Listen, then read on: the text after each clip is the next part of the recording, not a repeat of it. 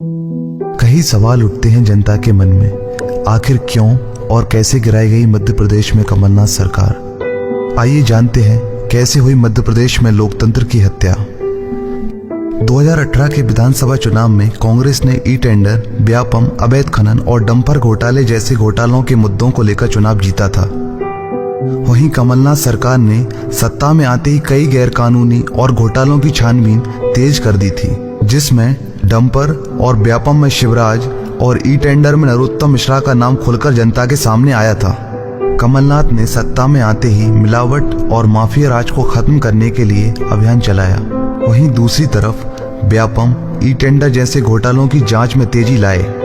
हैरत की बात यह है कि छानबीन में शिवराज और नरोत्तम मिश्रा का नाम ही आ रहा था।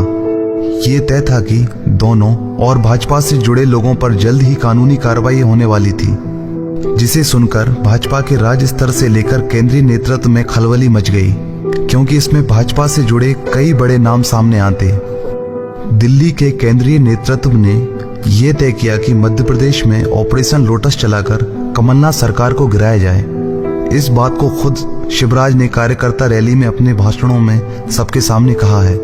वहीं अमित शाह ने इस काम को अंजाम देने के लिए सिंधिया के यस बैंक, अवैध कब्जा और भूमाफिया जैसे घोटालों की फाइलों को खोजा और गुजरात के एक सांसद के माध्यम से सिंधिया से कमलनाथ सरकार गिराने की बात की।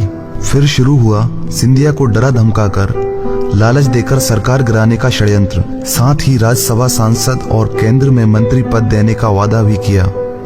इस पूरे षड्यंत्र को अंजाम देने के लिए ये तय हुआ कि 18 से 22 विधायकों को इस्तीफा दिलाएं। सौदेबाजी में सबसे पहले सिंधिया ने हर एक विधायक के लिए 35 करोड़ और मंत्री के लिए 50 करोड़ तय किए। इसके अलावा इलेक्शन में होने वाले खर्च अलग से देने को कहा।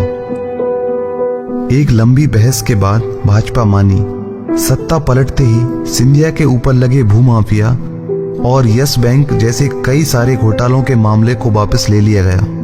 कुछ इस तरह से साम दाम दंड भेद षड्यंत्र रच के लोकतंत्र के हित में काम करने वाली कमलनाथ सरकार को गिराया गया, ताकि शिवराज और नरोत्तम मिश्रा को घोटाले से बचाया जा सके और भाजपा के नाम को भी, ताकि हो रही जांच पर रोक लगाई जा सके। खुद निर्णय करें, क्या इन गद्दारों और धोखेबाजों को आप जिताएंगे?